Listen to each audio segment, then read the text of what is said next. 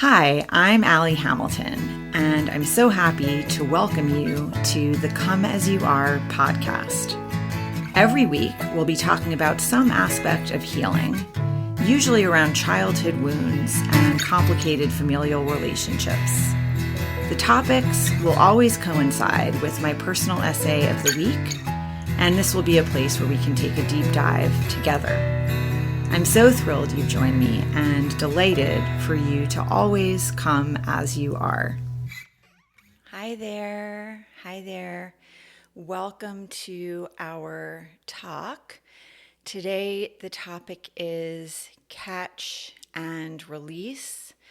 And I'm also probably going to combine it a little bit with last week's essay topic, which was I Know What the Riot Is. So I missed our podcast last week, and so they're definitely interrelated. But this week's essay is called Catch and Release, and I was really writing about the experience of being in an abusive relationship. And for those of you who maybe know what that is, maybe, experienced that at some point in your life. And I wrote about it, and so many people in the comments already are saying things like, did we all date the same person at some point? Probably. Because it's common. I think that there are a lot of, it's the whole hurt people thing. And I think there are so many people in this world who have pain and go through heartbreak and heartache and sometimes trauma, and have experiences often in early childhood that are hard to heal from. And I think we could talk for a long time about what healing is. And certainly that's been a huge part of my own life. What does that actually mean? And I'll just say right off the bat, I don't think healing is this sort of thing where there's some finite, end. Like you reach this point and you're like, okay, I'm done, healed. To me, healing is when you're not controlled by things that have happened in your past. They are not determining the way you're behaving in the present. They're not, they don't have the seat at the head of the table when you're making decisions, when you are responding to things that are happening in your life. And that whole idea of responding instead of reacting is a big part of, for example, the yoga practice, and something that I have spent a lot of time working on in my own personal life, and also in helping other people. That is a huge part of what you are working on when you practice yoga, is the ability to have a feeling and breathe through it. So, for people who maybe haven't, and I'm not a zealot, I don't think yoga is the only way to figure this out. It's just the way that worked for me. When you are in a lunge, for example, or like warrior two, if you hold that pose for 12 breaths, you're going to be feeling intense sensation in your quadriceps. You're going to have to keep your back leg fired up. You're going to have to keep your core engaged. And, if you just sit in that and breathe through it, you're training yourself to experience intense sensation while you're breathing. You are training yourself to keep your nervous system calm while you're dealing with something that is confrontational, the longer you're in it. And that, I think, is one of the reasons it's such a profound practice, certainly has been for me. A lot of people don't have that muscle. So when something happens in life that is confrontational or uncomfortable, they're reactive. It's like cannot sit with the uncomfortable feeling. And I would say that is really the heart of most addiction, is an inability to sit with something that is uncomfortable or painful.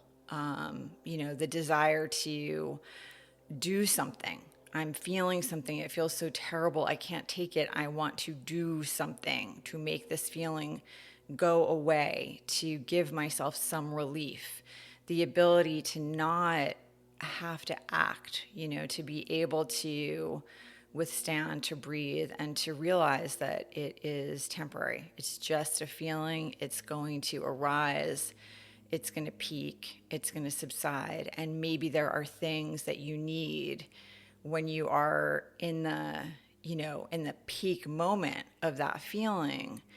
Maybe you need to call someone. Maybe you need to breathe deeply. Maybe you need to go outside and walk and have like fresh air and the sun on your face. Like just understanding yourself, which is another part of the practice. Self-study, right? Just trying to figure out what are the things that are going to help me when I'm feeling scared, or when I'm feeling challenged, or when I'm feeling frustrated. Like, what are the tools that work for me? We're not robots, so it's not a formula. It's not like what works for me is going to work for you necessarily, but to try to understand yourself and be accountable and figure out and be compassionate toward yourself and figure out what you need and what's happening inside you. So those are that's just sort of like an overview about like what healing is. It's like you can be working on your, I think we all have at a certain point, if we've done that kind of exploration, most of us could say like, I know what has caused me to have whatever those main issues are that I have. Maybe it's like fear of abandonment, or maybe it's, like what stories that you tell yourself. I've known so many people who have this running tape in their head that no one likes them, or everyone else gets the breaks, whatever those sort of thematic, recurring, billboards are in your mind, right? Like, you probably know what those are, and you probably know what they stem from. And sometimes therapy can be so useful for that. Like, what happened? What's driving me?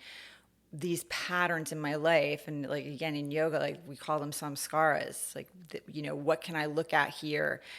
What am I repeating over and over again? These grooves, like joined action, samskara, like are these serving me or not? And you can have grooves that are really wonderful. Like, maybe you have a groove where you really like to help people.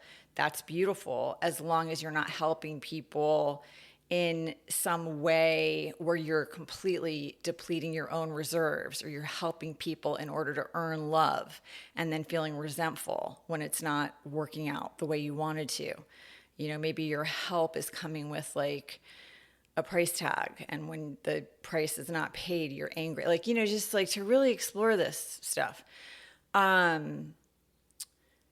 So healing to me is when you get to a place where you're really able to recognize when your stuff comes to the surface and you're not acting on it.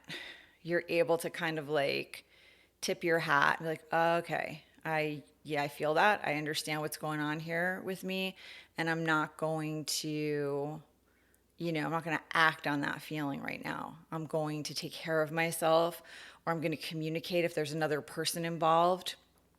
I'm going to say, hey, I need a minute, or I'm not okay right now. So I'm going to pause, and that way I'm not going to say or do anything that I regret. I can feel that I'm not in a place to be communicating the way I want to right now. You're able to be accountable, or you're able to step back and soothe yourself if it's something that's happening internally. That to me is what healing looks like. It's not that those old patterns and feelings don't rise to the surface ever again.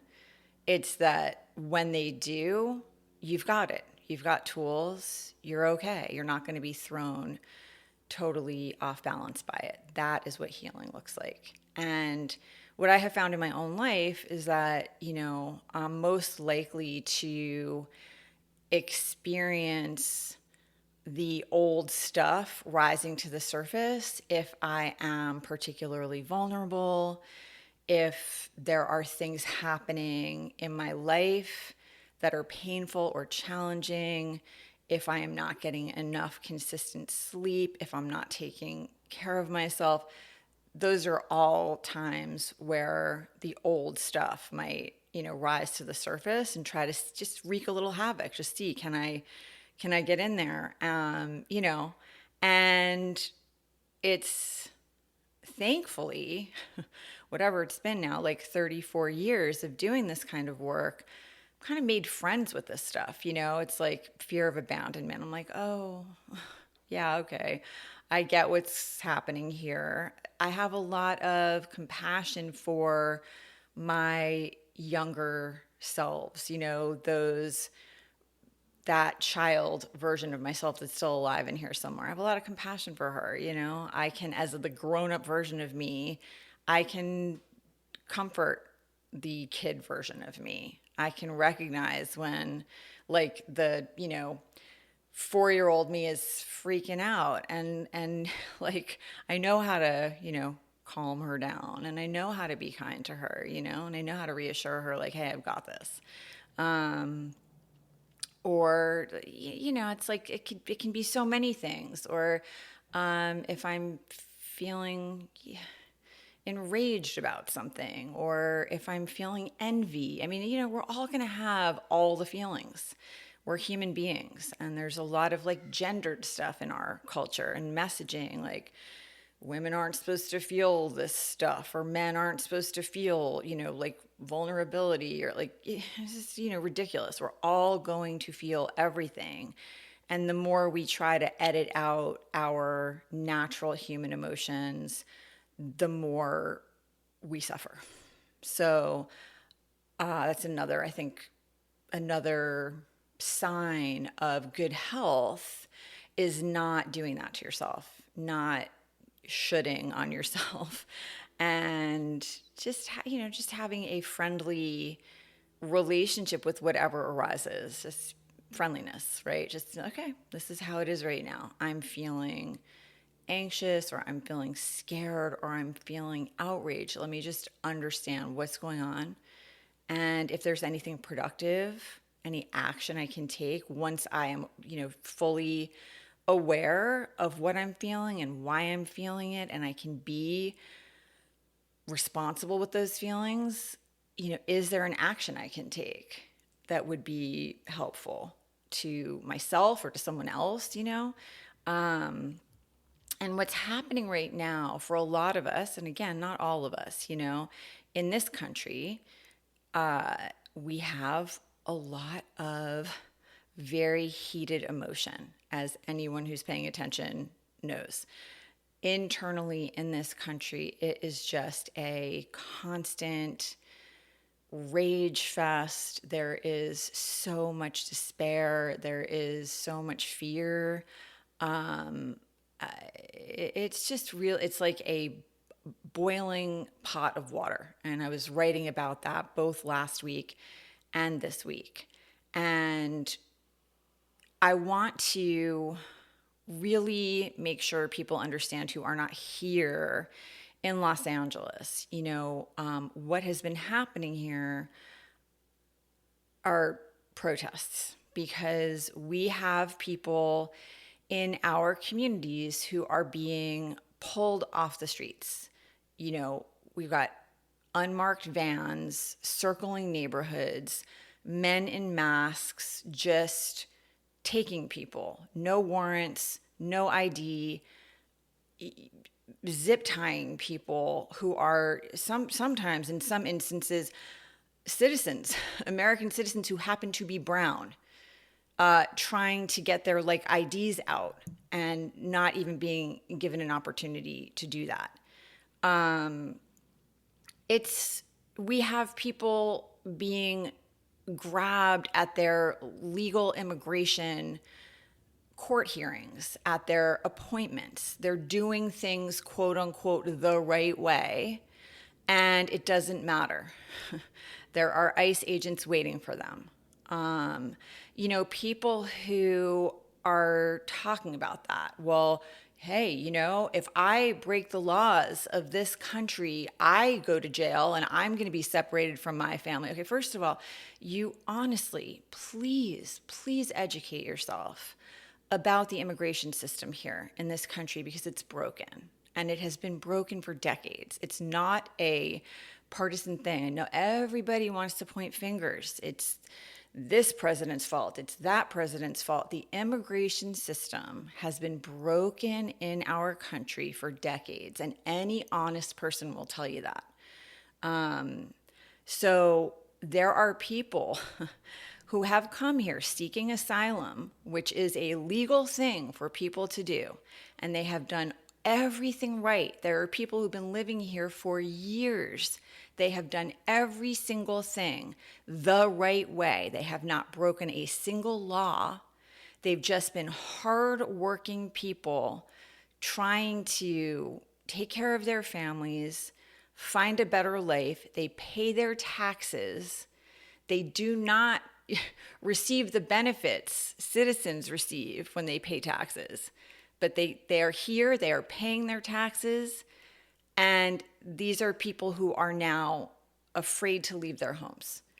These are not the hardened criminals that we were told this administration was going to go after. That's not what is happening here. And I really want you to understand that. It's so easy to be in other parts of the country and sort of smugly say, well, you break the rules and this is what happens, sorry. Like, please stop. I'm actually really begging people to please stop, because when you say things like that, you're just, first of all, you're showing that you don't understand what's happening here. You don't. And I really believe in my heart, if you did, you wouldn't be okay with it. And I also believe it's going to happen in your city. It's just a matter of time. They're starting here and in quote unquote blue states. It's very sad that this is what we do here, that we've gotten to a place where we have an administration that really only cares about the states where they've got support, and the states where they don't, it's like there's disdain and contempt for the governors of those states, for the citizens of those states. And by the way, every state is mixed. You might have a blue state. Let me tell you, when I drive from Los Angeles to Northern California, where my son is in college, there are a ton of signs supporting this administration. So, you can call a state blue if you want to, and I promise you there are going to be pockets of that state that are not blue. So it's just all of this stuff, all of these labels and ways that we are treating people are absolutely, this is not it. This is not what should be happening, and this is not what happens in a reasonable society. So, I do want people to understand that. And the people who are being harmed right now are good human beings. And a lot of them have never done anything wrong. They have lived here for 20, 30 years. They have never broken a rule. They have never broken a law. They are doing things the right way, and they are being pulled off the streets. A lot of people were afraid to go to their children's graduations because they were afraid they were going to be targeted. There are guys who are, outside Home Depot trying to get yard work for the day. There are people who work in the kitchens of restaurants as sous chefs, as dishwashers, as barbacks. There are guys being chased, men, women in farms, like in Oxnard, ice vehicles circling farms and people running. Please notice how all of these ice vehicles are going to places of work to find people. These people are working hard at jobs that, are backbreaking jobs, and they're paying their taxes.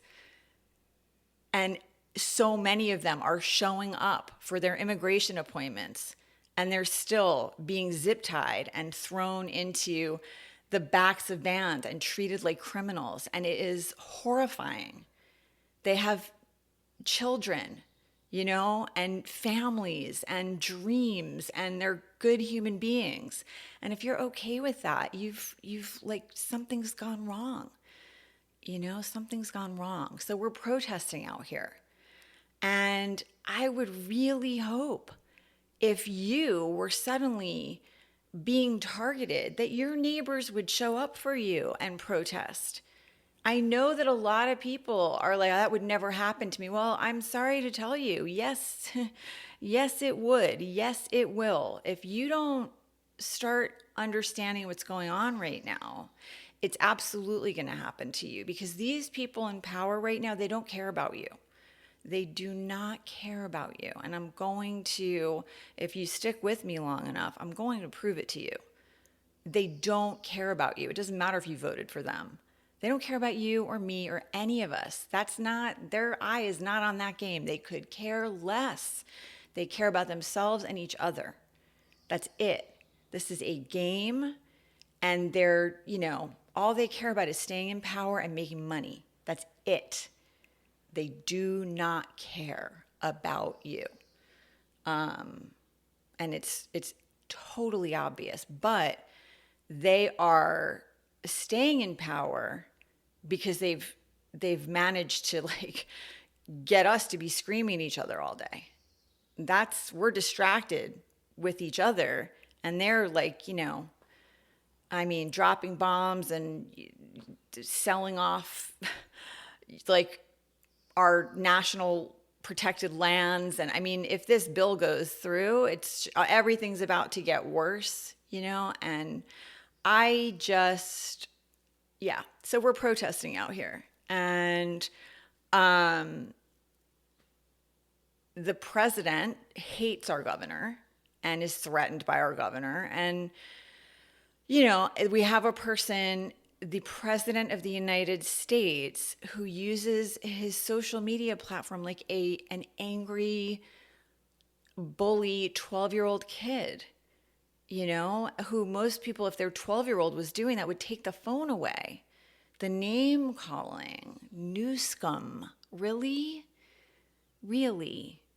That is the president of the United States is calling the governor of the state of California, with the fourth biggest economy in the world, new scum, like a child, and sending the National Guard in and the Marines because we're having protests in downtown LA around the detention center where so many of our neighbors are being kidnapped off the street. And that is what you call it when guys in unmarked vans who are masked without showing ID or warrants are grabbing people and throwing them into vans. That's what you call it.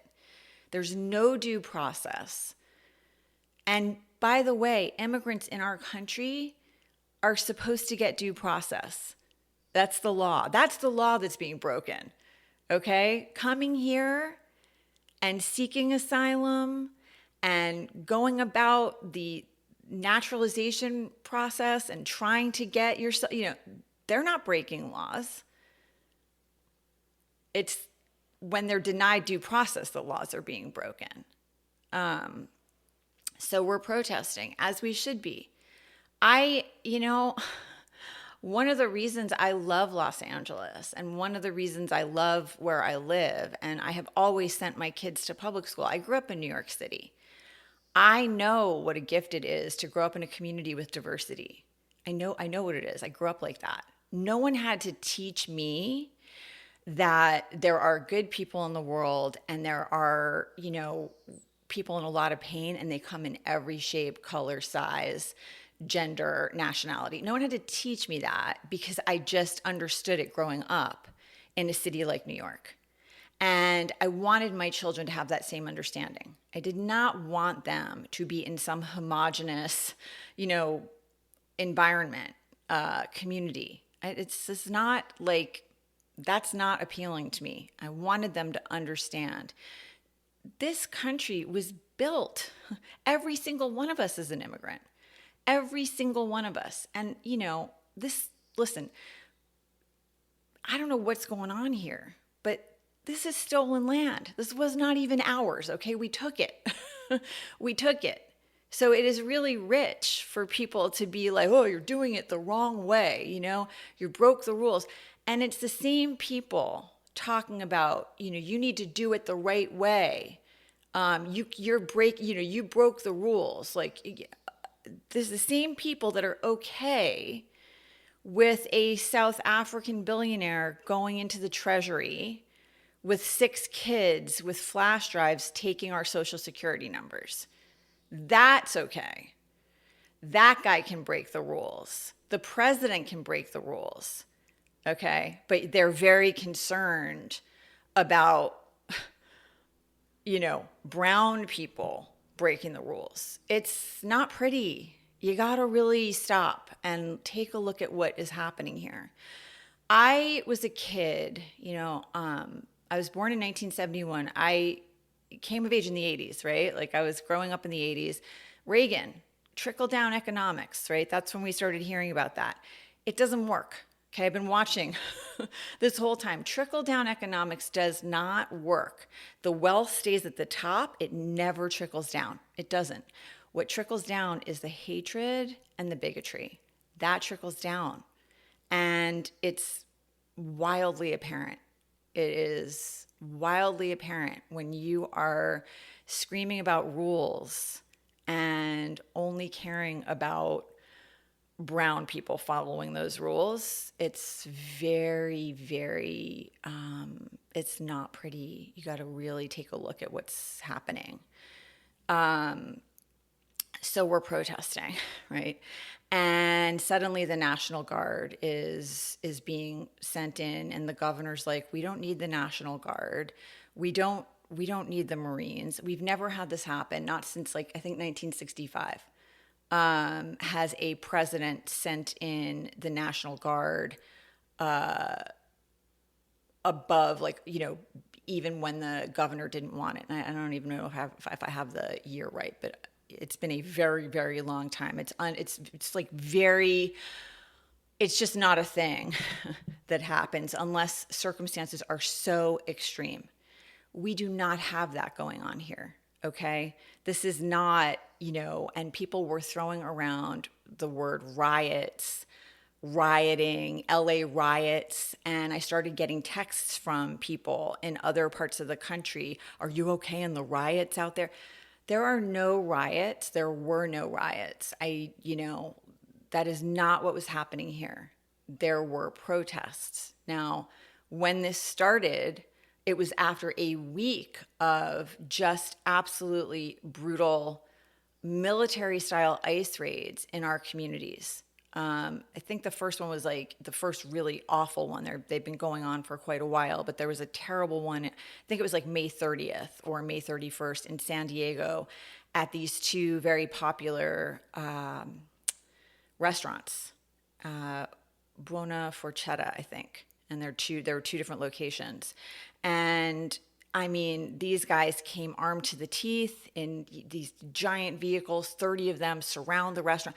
You would have thought they were coming to, collect the worst serial killer we've ever had in the history of the country or something. And they're just literally grabbing busboys. It's just unbelievable. So, and a week went by like that, where they're just circling our high schools, our elementary schools, scaring people, scaring kids. The kids at my child's high school are hitting the group chat with hey, ICE vehicles are in the area. They don't even know who amongst their friends, they don't know anybody's status. No one knows, okay? They don't share that information with each other. Grandma, nobody knows anybody's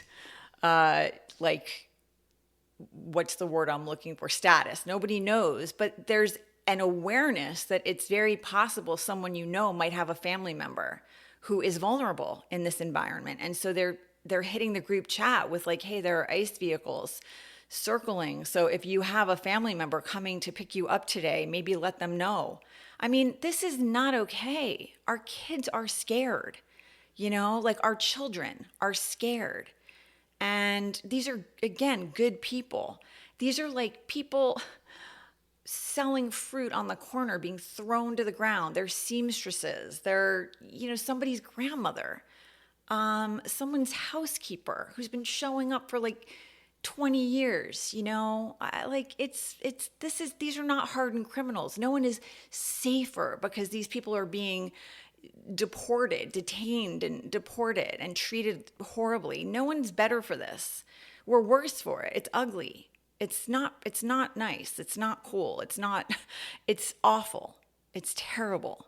It's really painful to watch and be part of. So a lot of people start protesting, going downtown, going to protest around the detention center where a lot of people are being taken. And as always happens, okay, with protests, with giant sporting events, by the way,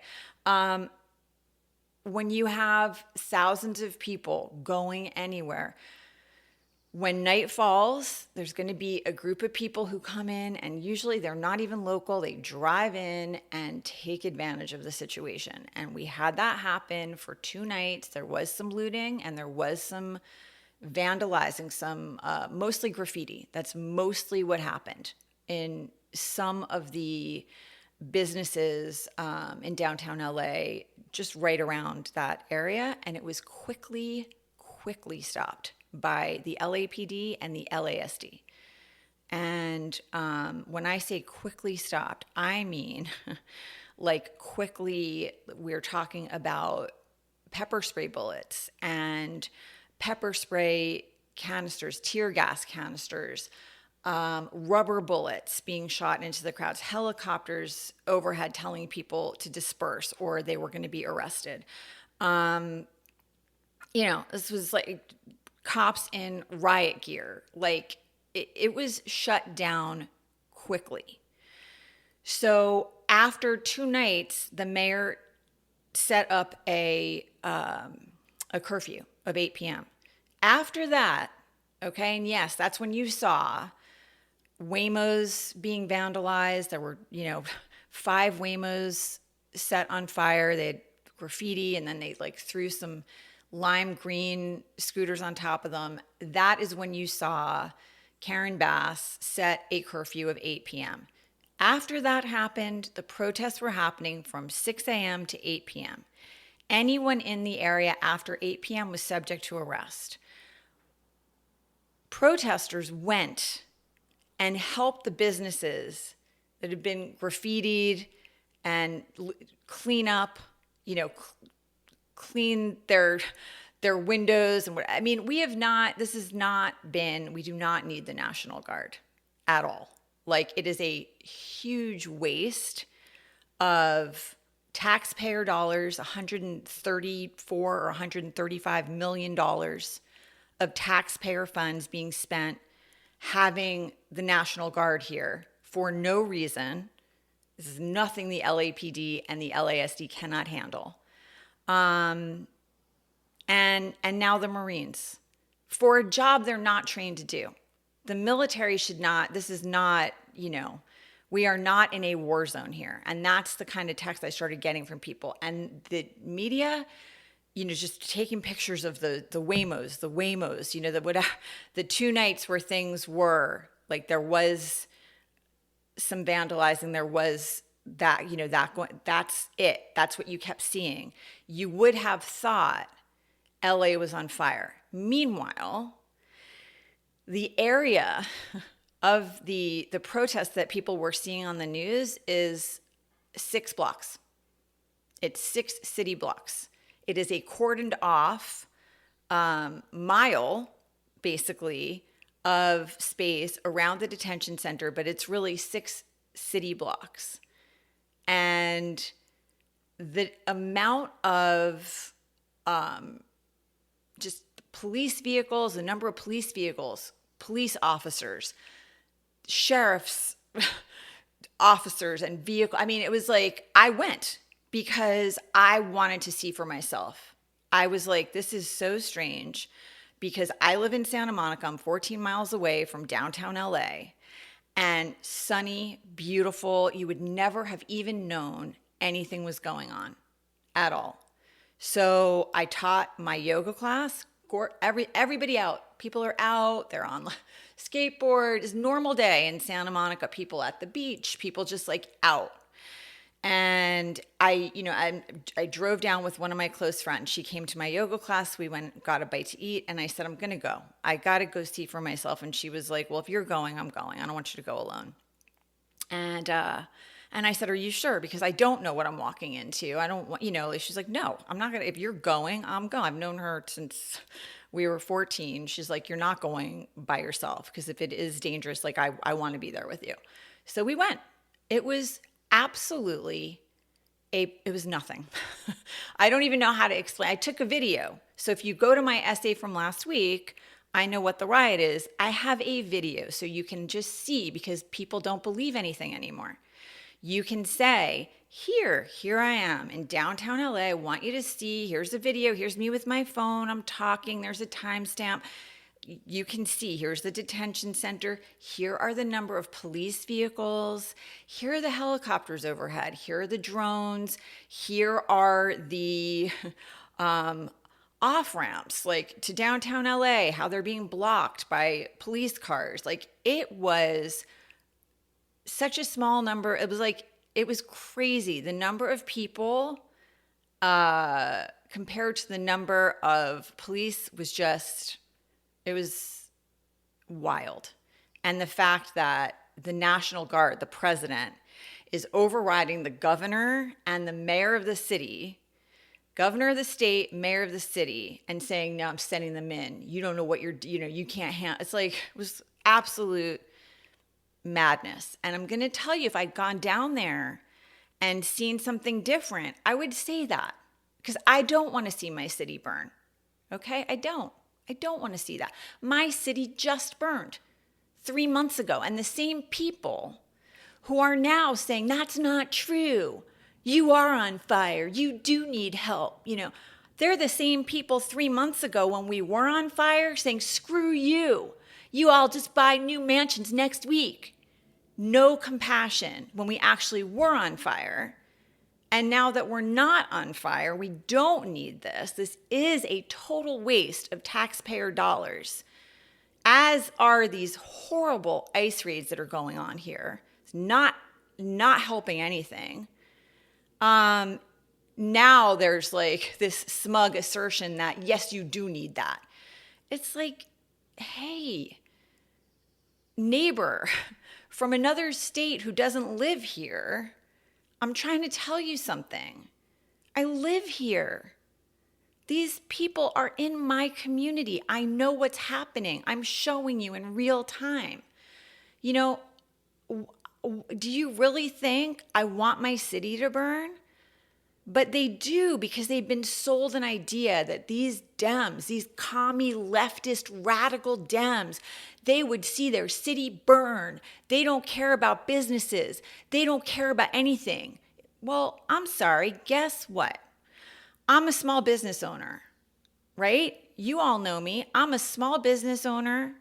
I know exactly what it is to put every penny you have and your children's future into a business and hope and pray that it's going to be okay. I know what it is to work till you have nothing left in the tank and then keep working, because if you don't, nobody else is going to do it. I know what it is to throw yourself all in for your business. And in 2020, in downtown Santa Monica, we did have looting. We had peaceful protests because of the murder of George Floyd. And we also had COVID at the same time, but we had tremendous looting and vandalizing in downtown Santa Monica, and it was not the peaceful protesters who did it. It was people who came from other areas and took advantage of the fact that the LAPD and the SMPD was keeping the peaceful protesters safe, so the city was open. And they went and they broke windows and they took inventory. And I mean, it was awful. Do you think I want to see that? I don't want to see that again, ever. And when our city actually did burn a few months ago, I didn't sleep for like weeks because I was paying attention to an app to see if I was going to have to evacuate, and there was no compassion from the same people right now who are smugly asserting how things are here. I mean, none. And that is, to me, what is trickling down. It is this contempt and disdain. It's a story that's being told and they're buying it about the left and the liberals and the Dems, these commie Dems, and it's like, I'm sorry, that is not real. It's not real. It's not any more real than thinking Los Angeles is a war zone right now. Okay? It's not. I think people are starting to understand that now because that is the essay I wrote last week. And in this country right now, I mean, last week's news is like last week's news, That's big news, but it's like there's big news every day. Because the week before, the news was the president and Elon Musk got divorced. There's an ugly divorce where Elon Musk started talking about Jeffrey Epstein suddenly on social media. And, you're like, oh my, okay, wait. So is he sending the National Guard to our state because he just wants to get the news cycle off of the fact that he gave all of our sensitive data to a guy who hates him now and is about to out him? What?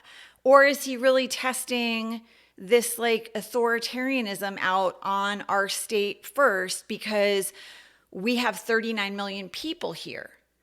We have 39 million people in this state.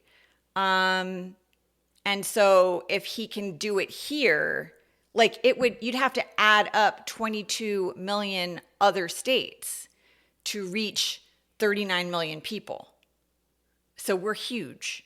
So, I wasn't sure what was going on. I wasn't sure if he was just trying to get the news cycle off of the Musk debacle, or if he was really trying to test this out and see what he could get away with, or if the answer is both, which is, then I started to realize, oh, no, he's really going for it because now, there's the same week, our senator, Alex Padilla, was assaulted and literally pushed out of a public press conference of Kristi Noem, who came here to our state. It's our senator's job to push back if the director of Homeland Security comes here with propaganda, is just spewing propaganda out of her mouth. It's his job to push back, and he's forcibly removed and pushed down to his knees and then his belly and handcuffed. That is not normal. And then, I start seeing videos of the LAPD. Now, look, it's not all of it, and I don't envy them. Now they're in a situation where it's great, we've got the National Guard and the Marines here, and we need to show that we've got this managed because we don't need this or want it. But then you're seeing some videos of some of these, and they're kettling peaceful protesters. And kettling is when they surround a group of peaceful protesters. Now, that is a technique that's used when there's violence. When there's violence, there's no violence. This whole thing is being filmed, and they're kettling a group of peaceful protesters, not allowing them to leave until after curfew. And then they arrest them for failure to disperse. what is going on? What is going on there? Why? Right? And then another video where you see the LAPD in full riot gear on horseback beating protesters with batons who are just trying to get out of the way. So, or a young woman trying to get home after curfew and just trying to show this group of LAPD, like, I live here, and she gets shot with a rubber bullet. They're not supposed to shoot people with rubber bullets. Those are supposed to hit the ground as a warning. You can kill somebody with a rubber bullet if you shoot them at close range like that. They shot journalists. I mean, so, like, we definitely do not need the National Guard, okay, or the Marines. We don't need that. We're already having a problem with some members of the LAPD who are like,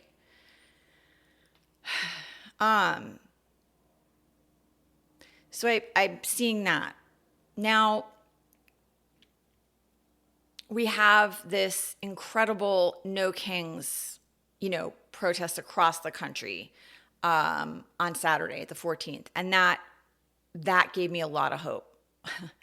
A lot of hope. There were like 12 million people who participated across the country.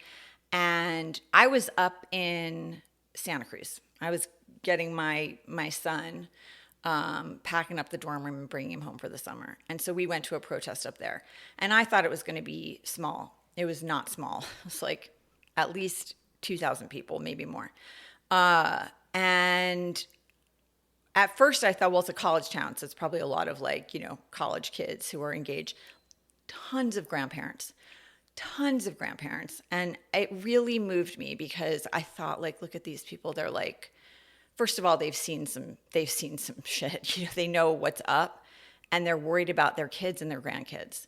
And I ended up speaking to this woman who's 84 years old, and she started crying. She was like, I cannot believe that I am out here fighting for the same rights I fought for as a young woman, and fighting against the same things my mother fled when she was pregnant with me.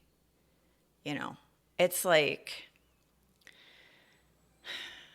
the fact that there are so many grandparents in our country right now who are feeling so sad, and scared, and just having this anxiety. She was saying to me, she's like, I'm 84. I don't know how much time I have left. I would like to leave this earth feeling like my family's going to be okay. And I don't right now. I don't feel that way. And she was telling me, she's like, I have these conversations with my girlfriends all the time. We're just all so deeply sad and scared for our children and our grandkids. Like, this is not the way we want to be leaving things, this is not how we treat each other. And anyone who can't see that they've lost it. If you're still supporting this, you're either not paying attention, because I'm going to get to what is going on now, and it's really bad. And if you're still unwilling to look at that, I don't know what I can do or say. Friends, I decided I am going to split this episode into 2 parts, so we will leave it here for now, and I'll catch you with part 2 next time.